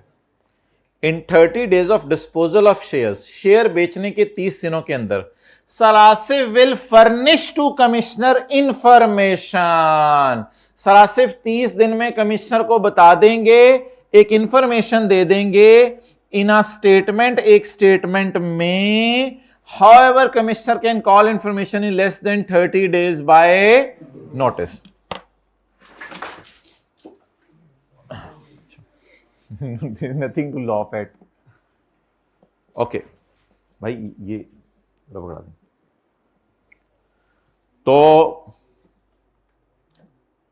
In 30 days of, ये भी भाई, इन 30 days ऑफ जज़ाकल्लाह, in 30 days of disposal of shares, sir Asif will furnish to commissioner information and documents in a statement. Documents वगैरह कौन से देंगे और इंफॉर्मेशन कौन सी देंगे? असल में कई दफ़ा ना 30 डेज में आप 2-3 दफ़ा शेयर बेच देते हैं, तो अब वो जो बार बार शेयर बिक रहे हो तो फिर कमिश्नर को याद नहीं रहता कौन से वाले शेयर कब बेचे थे, कौन से वाले कब बेचे थे। तो मुनासिब नहीं है कि हर 30 दिन बाद आप कमिश्नर के पास चले जाया करें, कॉफ़ी शॉफ़ी पी लिया करें उधर बैठ के, उससे क्या करें, यार इन 30 दिनों में मैंने 4 दफ़ा शेयर बेचे हैं, फिर अगले महीने दोबारा चले जाएं 30 दिनों बाद, इन 30 दिनों के अंदर मैंने सिर्फ 2 दफ़ा शेयर बेचे हैं। तो इन्फॉर्मेशन भी लेके चले जाया करें और डॉक्यूमेंट्स भी साथ लेके चले जाया करें। डॉक्यूमेंट्स में क्या क्या लेके जाएंगे आप? मिसाल के तौर पे कोई बैंक स्टेटमेंट ले जाएं, कोई ये बता दें कि फलां बंदे से पैसे रिसीव कर लिए थे, उसकी रिसीविंग ले जाएं, कोई डॉक्यूमेंट्स वगैरह ले जाएं ताकि उसको तसल्ली हो जाए कि ये शेयर्स बिक गए हैं। तो हर 30 दिन बाद कमिश्नर की दरबार में किस लिए हाजिरी देनी है? ताकि उसको पता चल जाए कि आपने ये शेयर बेच दिए। तो in 30 days of disposal of share seller will furnish to commissioner, commissioner को जमा करवा देगा 2 चीजें। नंबर 1, उसे इंफॉर्मेशन जमा करवाएगा और उसे डॉक्यूमेंट्स जमा करवाएगा। कौन? किसको? सेलर। किसको? To commissioner. सेलर कमिश्नर को जमा करवाएगा। However, commissioner can call information in less than 30 days. लेकिन अगर कमिश्नर पहुंची हुई सरकार है तो फिर वो लेस देन 30 डेज में भी मांग सकता है। अच्छा, क्या ये सेक्शन सिर्फ प्राइवेट कंपनी के शेयर्स पे लगेगा? नहीं, नहीं। ये सेक्शन प्राइवेट कंपनी के शेयर्स पे भी लगेगा, 10% टैक्स रिडक्शन वाला रूल। और ऐसी पब्लिक और ये सेक्शन ऑफ मार्केट ट्रांजैक्शंस पे भी लगेगा। किस पे लगेगा? Of market transactions. Of market transactions कौन सी होती हैं? Shares of public company, shares of public company, not sold through में ये लिख दो ना सही, थ्रू के स्पेलिंग तो आपको आते हैं ना। Not sold through stock exchange या, इनको ऑफ मार्केट ट्रांजैक्शन क्यों कह रहे हैं? क्योंकि मार्केट के जरिए नहीं बिके ना, स्टॉक एक्सचेंज के जरिए प्रॉपरली नहीं बिके। तो ऑफ मार्केट ट्रांजैक्शंस पर भी ये सेक्शन, तो इन दोनों सूरतों में क्या हुआ करेगी? 10%। लेकिन लिस्टेड कंपनीज के केस में कोई ऐसा हमने नहीं पढ़ा रूल। लिस्टेड कंपनीज के शेयर असल में बिक जाए तो हुकूमत को पकड़ना आसान होता है, वो सारी चीजें स्टॉक एक्सचेंज से रूट हो रही होती हैं। ये शेयर असल में अंदर खाते बिकते रहते थे, तो इसलिए हुकूमत ने इन पे जरा रूल लगाए हैं टैक्स कटने के। तो यहां पर क्या होगी बोलें? 10% डिडक्शन होगी।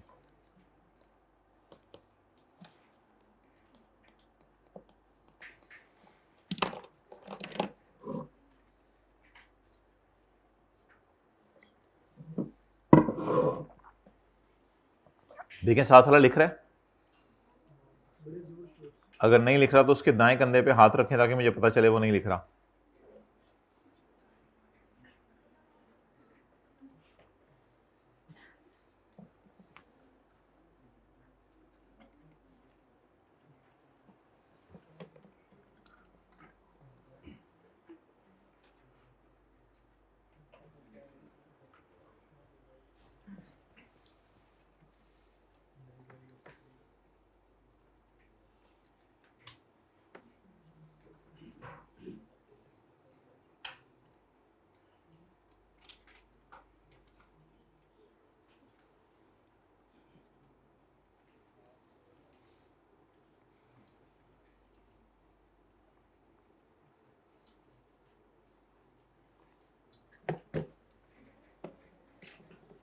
कपड़े पहने होंगे आपने, बदले होंगे, उसके लिए दुआ किसने पढ़ी थी आज? हाथ खड़ा करें। दुआलेस जिंदगी ना गुजारें। देखें कि नबी सल्लल्लाहु अलैहि वसल्लम क्या करते थे, क्या अमल करते हैं। चलें,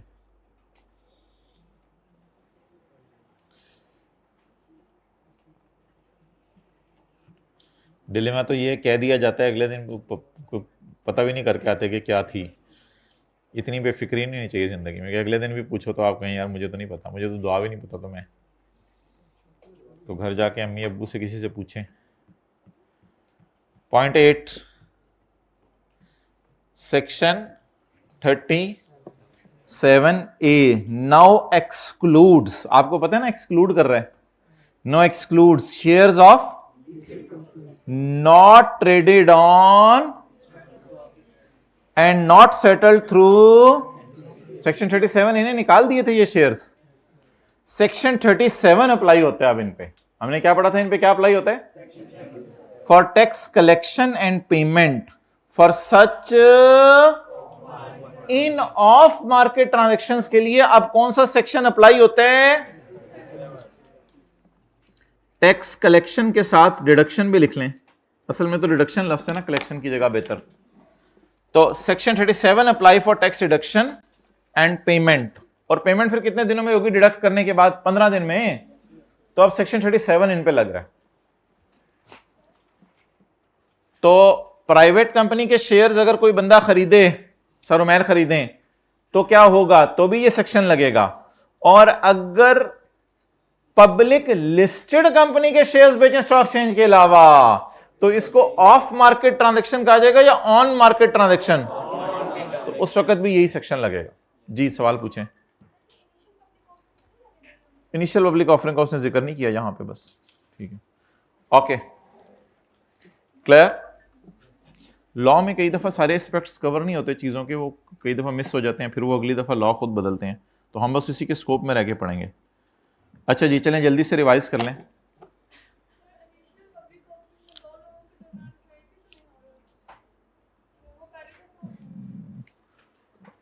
हाँ ठीक है, लेकिन कई दफा हो भी रही होती है। अच्छा, through finance act 2023 new provision inserted for tax reduction on sale of shares other then 37A वालों की बात नहीं हो रही, किनकी बात हो रही है, 37 वालों की। The person acquiring the share सरोमैर की जिम्मेदारी, जल्दी जल्दी सबकी जिम्मेदारियां बताएं। सरोमैर ने क्या करना है, shall deduct tax at the rate of, tax कब काटना है, जब पैसे दे दें या जिस वक्त आपके नाम रजिस्टर हो जाए, दोनों में से जो पहले हो जाए। टैक्स काटा जाएगा जब शेयर आपके नाम रजिस्टर हो जाए, चाहे आप पेमेंट अभी ना भी करें। टैक्स पे किया जाएगा कमिश्नर को, हुकूमत के खजाने में जाके, कमिश्नर के बैंक अकाउंट में नहीं, हुकूमत के खजाने में जाके जमा करवाया जाएगा इन 15 डेज ऑफ पेमेंट। शेयर्स अगर 9,000 रुपए के खरीदे और इसके लिए सरोमैर ने 2,000 रुपए का लोन लिया है, तो 9,000 माइनस 2,000 नहीं होगा, बल्कि 9,000 रुपए tax. The fair market value of share shall be determined without deduction of liability. State Bank of Pakistan सरोमैर के नाम शेयर लगा देगा अगर सरासे फिक्स सर्टिफिकेट जमा करवा दें कमिश्नर को कि मेरा टैक्स डिडक्ट हो चुका हुआ है। ये पॉइंट तो जरा याद रहना चाहिए, शायद इसकी अंग्रेजी पढ़ के आपको पता नहीं पूरी कहानी याद आए ना आए घर में। चलें देखते हैं अगला पॉइंट, द सरोमैर एक्वायरिंग द शेयर्स।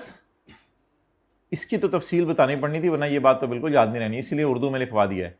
कई दफा कुछ कंपनीज के शेयर एग्जाम्प्ट होते हैं, तो फिर सरोमैर को चाहिए कि कमिश्नर से जाके लिखवा लें कि इसके ऊपर टैक्स नहीं कटना, और कमिश्नर फिर इजाजत दे दे, तो कमिश्नर के छोटों को दिखाने के लिए हमारे पास सर्टिफिकेट होना चाहिए। सरासिफ ये काम करें कि हर 30 दिनों में एक दफ़ा चले जाया करें, शेयर बेचने के बाद 30 दिनों के अंदर अंदर चले जाया करें, शेयर बेचने के बाद 30 दिनों के अंदर अंदर चले जाया करें एक दफ़ा कमिश्नर के पास। असल में जाना तो शेयर बेचने के 30 दिनों में होता है, लेकिन आपने एक शेयर यकम तारीख को बेचे, एक 5 तारीख को बेचे, तो आप एक ही दफ़ा चले जाते हैं किसी दिन, 30 दिनों के अंदर अंदर जाने ना, 25 दिन बाद चले जाएं, 20 दिन बाद चले जाएं, और सारे इन्फॉर्मेशन डॉक्यूमेंट्स लेके चले जाते हैं आप। तो 30 दिनों के अंदर अंदर शेयर बेचने के आप कमिश्नर के पास चले जाएं, ताकि उसे क्या जमा करवा दें, इंफॉर्मेशन डॉक्यूमेंट्स वगैरह, ताकि उसे पता चल जाए आपने कौन कौन से शेयर बेचे हैं, और वो चेक भी कर ले ये पैसे आ गए हैं हमारे पास या नहीं आ गए। कमिश्नर को शौक चढ़े तो 30 दिनों से पहले भी आपको बुला सकता है। Section 37A now excludes share of listed companies. ऐसी लिस्टेड कंपनी जो स्टॉक एक्सचेंज से रूट नहीं हो रही, उनको सेक्शन 37A ने निकाल दिया है। अब फिर करना क्या है, तो सेक्शन 37A अप्लाई होता है, तो इसका मतलब है इन पे 10% टैक्स भी कटेगा, क्योंकि ये कौन सी ट्रांजेक्शन्स हैं, ऑफ मार्केट ट्रांजेक्शन।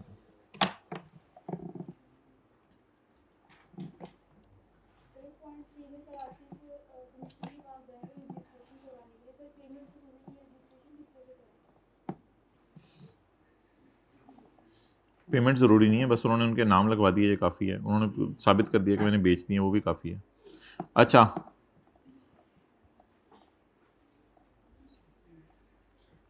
रिपेट्रिएबल का लफ्ज़ हमारा रह गया, वो इंशाल्लाह मैंने कहा कल डिस्कस करेंगे। और पेज 236 पे आए, पेज 236।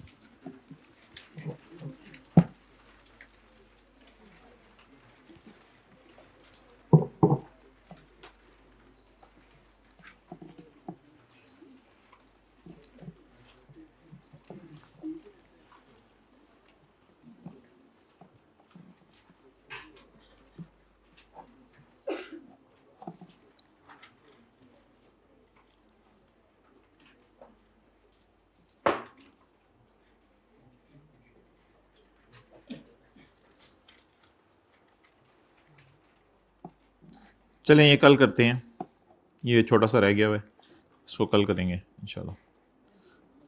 पास पेपर निकालें।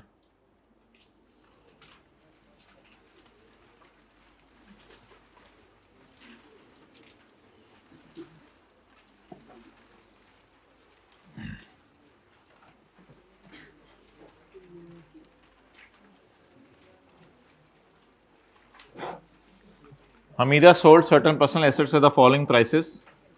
हमीदा ने अपने पर्सनल एसेट्स बेच दिए इन प्राइसेस के ऊपर। डीएचए कराची के अंदर जो प्लॉट था वो भी बेच दिया है। हमीदा पेंटिंग भी बेच रही हो?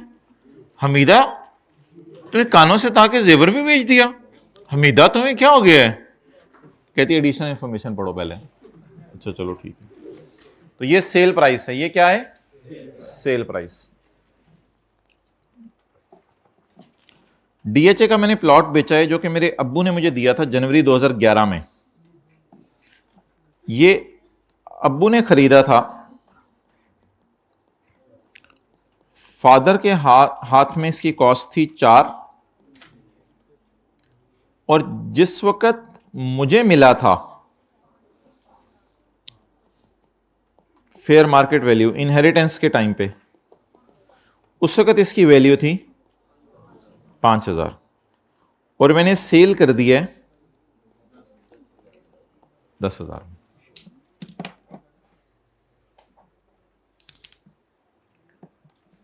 प्लॉट वॉज इनहेरिटेड इन जनवरी 2011। जनवरी 2011 में यह प्लॉट इसको मिला था, जनवरी 2011 में यह प्लॉट इसको मिला था। उसके अब्बू ने 4000 का खरीदा था, पता नहीं कब, हो सकता है 2007 में खरीदा हो, 2006 में खरीदा हो, ये नहीं पता। तो प्रोबेबली उसके अब्बू ने, मिसाल दे रहा हूं, 2006-7 में खरीद के रखा हुआ था 4000 का। 2011 के जनवरी के महीने में वालिद साहब के लिए मौत का फरिश्ता आ गया, उनको लेके चला गया। तो उस वक्त प्रॉपर्टी की फेयर वैल्यू जो है वो 5000 थी, और अब हमीदा ने इसको बेच दिया है 10,000 का, यानी, और वो कब बेचा है? इन मई 2012। अच्छा, अब इस सूरत में मैंने आपको कहा था कि आपने जो गेन निकालना है वो आपने हमीदा वाली फेयर वैल्यू नहीं लेनी जिससे इसको मिला, बल्कि फादर वाली कॉस्ट लेनी है।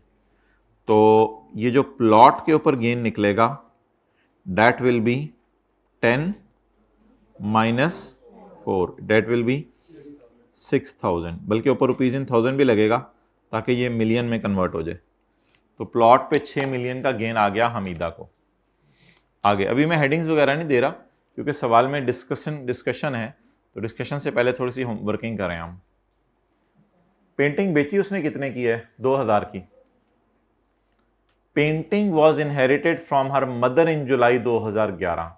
अबू के जाने के गम में 5 महीने बाद वालिदा भी फोत हो गई और इसको वालिदा से पेंटिंग मिली। वालिदा से हमीदा भी जिंदा है, इसको वालिदा से पेंटिंग, गिफ्ट तो नहीं है, गिफ्ट तो नहीं है, गिफ्ट तो अलग होता है, ये इनहेरिटेंस में इसको मिली।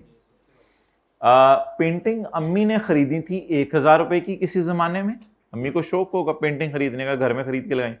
And market value at the time of inheritance was, और जिस वक्त अम्मी जिस वक्त उसको मिली, हाँ, जिस वक्त उसको मिली और अम्मी फोत हुई, उस वक्त इनकी मार्केट में क्या वैल्यू थी?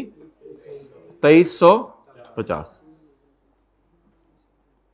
तो अम्मी ने कितने की खरीदी थी? अम्मी के हाथों में कॉस्ट 1000। फेयर मार्केट वैल्यू जिस दिन अम्मी की डेथ हुई 2350 और सेल 2000। अच्छा, ये ना कहिएगा कंसिडरेशन होती है फेयर वैल्यू और sale whichever is higher. ये फेयर वैल्यू तो इस दिन की अगर दी होती तो वो लेते। मैं आपको आने वाले दिनों में पढ़ाऊंगा, अगर कोई चीज आपने बेची है 2000 की और बाजार में 2100 की बिकती थी तो दोनों में से हायर लेंगे। एक दफा पढ़ाया भी था थोड़ा सा। इन फिलहाल ये 2350 तो बिल्कुल इरेलेवेंट है। क्यों? इसलिए कि अगर आप कोई चीज इनहेरिटेंस में लें तो इनहेरिटेंस के दिन की फेयर वैल्यू इग्नोर करनी होती है पेपर में। आप बताएं, अम्मी ने कब लिया था 1000 रुपए का? जुलाई 2011, चपेड़। पता नहीं कब लिया था। अम्मी ने कब लिया था 1000 रुपए की पेंटिंग? पता नहीं। अम्मी की डेथ कब हुई? उस वक्त बाजार में कितने का था? ये डेट ये वैल्यू बिल्कुल इग्नोर करनी है आपने। और बेटी ने कितने का बेचा? 2000। No, what is consideration? 2000। What is cost? What is gain? Painting पे लॉस माइनस नहीं होता, गेन तो रिकॉर्ड हो जाता है ना। तो पेंटिंग कंसिडरेशन 2000, कॉस्ट जवाब ₹1000, 1 मिलियन बनेगा ये। सबर। और हमीदा क्या बेचेंगी आप? कानों की बालियां। अच्छा, नाक का कोका भी था। और तफसील? हाथों की चूड़ियां भी। Jewellery costing 3 million was purchased bye her husband. उसके हस्बैंड ने ज्वेलरी खरीदी थी 3000 की, और उस कब खरीदी थी ये नहीं पता। हस्बैंड के लिए कॉस्ट 3000 और it was gifted to her by his husband, by her husband. It was gifted to her by her husband. उसको उसके शोहर ने गिफ्ट कर दी। कब? इन मार्च 2009 में। शोहर नहीं मरा अभी तक, प्लीज। शोहर से इनहेरिटेंस में नहीं मिली, सिर्फ अब्बू और अम्मी की डेथ हुई है। शोहर जिंदा है, हमीदा भी जिंदा है। जिंदा है तो बेच रही है ना, कब्र में से तो नहीं बेच सकता कोई। इसमें हंसने वाली क्या बात है? ये सवाल से जो मुझे समझ आ रहा है मैं वो बता रहा हूं, पता नहीं आपको क्या समझ आ रहा है। मुझे अभी तक कहानी पता चल चुकी है कि हमीदा और उसका शोहर जिंदा है, और जो है हमीदा की सास, नहीं, शोहर की सास, ये पॉइंट इंपॉर्टेंट है। हमीदा की सास ससुर जिंदा है। इधर आप डीप डाउन कहानी सोचिएगा भाई, ये तो जी हमीदा की सास तो भी जिंदा है। चलें, अल्लाह उसको हमीदा और सास दोनों को नेक बनाए। जी सीए करें, ये चैलेंजेस बाद के हैं, ये उससे बड़े चैलेंजेस हैं। लोग समझते हैं ये छोटे बड़े चैलेंजेस हैं, इसलिए माफ करना सिखाया जा रहा है। चुपेर मार, चुप कर जा। Jewellery costing 3000 was purchase by her husband. अच्छा जी, शोहर के हाथों में कॉस्ट, हस्बैंड के हाथों में कॉस्ट 3000। जिस वक्त शोहर ने गिफ्ट किया उस वक्त फेयर वैल्यू, बल्कि ये 3200 भी इनकम में नहीं गया होगा, क्योंकि आपको पता है कि अगर गिफ्ट रिलेटिव से मिल जाए, शोहर रिलेटिव होता है। Got the point? और should I explain it? Got the point? शोहर रिलेटिव होता है। रिलेटिव से जब मिला होगा गिफ्ट तो ये अदर सोर्स में तो नहीं गया होगा। लेकिन फिलहाल सिर्फ बात ये हो रही है कि हमीदा ने इसको बेचा कब? तो हमीदा ने इसको मई 2012 में बेच दिया। कितने का? 5000 का। तो ये छोड़ें कि शोहर ने जब उसको गिफ्ट किया उस वक्त कितने का था, ये बात छोड़ दें। ये बात छोड़ दें कि जब अब्बू की डेथ हुई थी कितने का था, ये देखें अब्बू ने कितने का खरीदा। ये बात छोड़ दें कि जब अम्मी की डेथ हुई थी कितने का था, ये बात सोचें अम्मी ने कितने का खरीदा। ये बात छोड़ दें कि शोहर ने जब गिफ्ट किया तब कितने का था, ये देखें शोहर ने कितने का खरीदा। अब बता दें, ज्वेलरी 5 माइनस गेन कितना? 2000। नोट करें इतना, बाकी फिर इंशाल्लाह इसको डिस्कस कल करते हैं। सवाल की रिक्वायरमेंट क्या है? डिस्कस। ये बातें मैं बार बार बोल रहा हूं। अम्मी और अब्बू की जिस वक्त डेथ हुई उस वक्त कितने का था? इग्नोर करें। शोहर ने जब गिफ्ट किया उस वक्त कितने का था? बल्कि अम्मी से भी पूछें, अब्बू से भी पूछें, शोहर से भी पूछें, तूने कितने का लिया, आपने कितने का लिया था?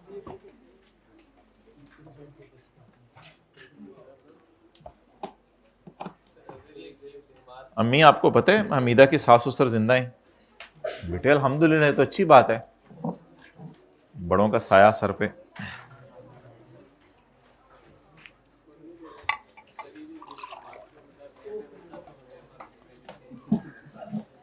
क्या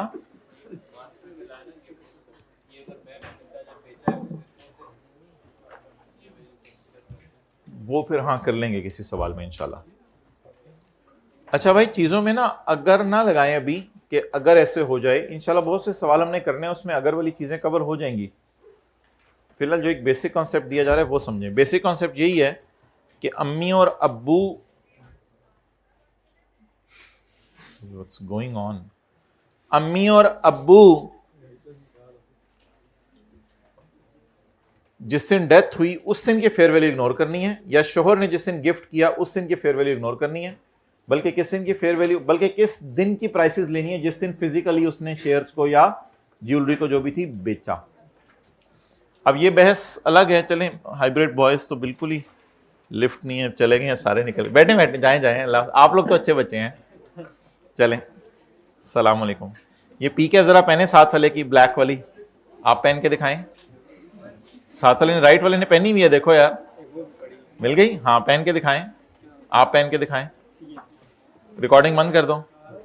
चलें ठीक है।